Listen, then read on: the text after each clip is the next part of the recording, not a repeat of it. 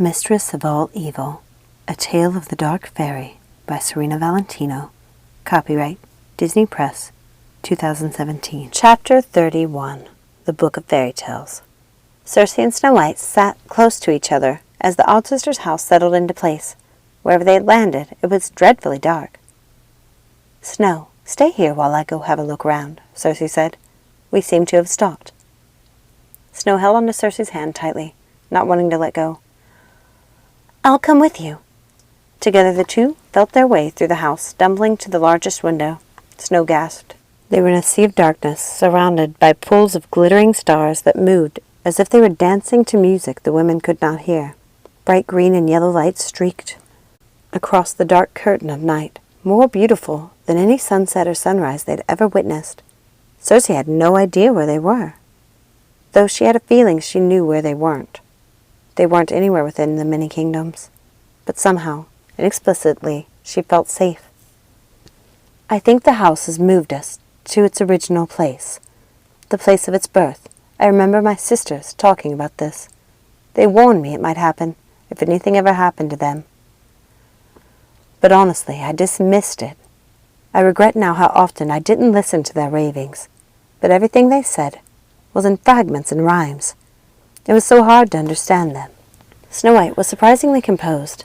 "I see. Well, I suppose there's nothing to be done about it. Do you think Nanny received the message you sent?" she asked as she went around the room, lighting the candles on the sconces.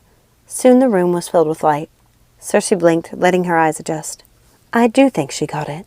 I sent it while we were still in the many kingdoms, before we left the world we know. But I'm afraid there isn't a way to contact her now." Snow White went to the love seat and picked up the mirror Circe had used to communicate with Nanny. "Can't we use this?" Circe had forgotten all about the mirror. "Let's try." She took the mirror. "Show me Nanny."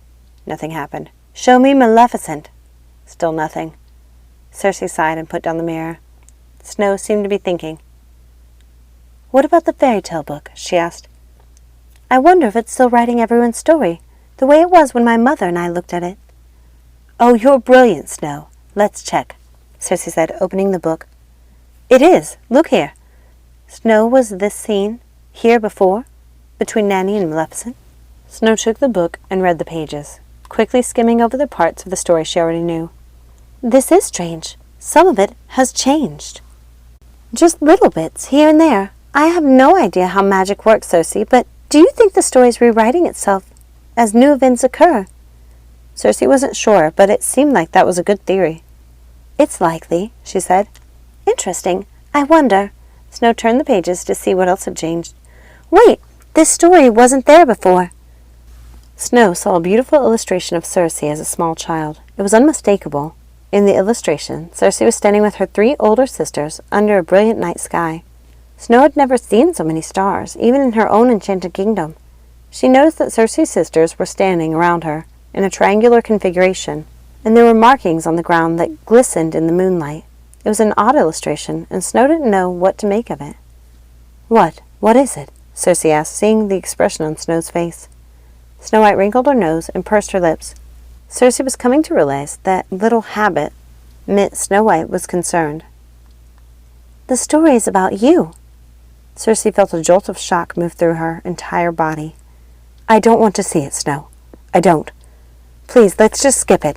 Snow gave Circe a look as if to ask if she was sure. When Circe didn't reply, Snow turned back to the Dragon Witch's story. She skimmed the pages to see if anything else new had been added. As they turned the pages, reading the heartbreaking story Maleficent had shared with Nanny, Circe had to wonder if there wasn't some small part of Maleficent that was still good. Otherwise, Circe figured, she would have already killed the prince. What was holding her back? Circe knew her sisters would have killed him, or driven him to some sort of madness by now. "What is it? What's the matter, Circe?" Snow asked. The story was so much like Snow's that Circe didn't want to upset her by bringing up dark events from her past. "I just don't understand why she put the curse on Aurora. Everything else makes sense. I see her motivations, but not that part." Snow White put her hand on her cousin's cheek and smiled. "That's because you've never had a mother who tried to kill you. As awful as your sisters are, they clearly love you. I know they've lied, and they've hurt people, They've hurt you.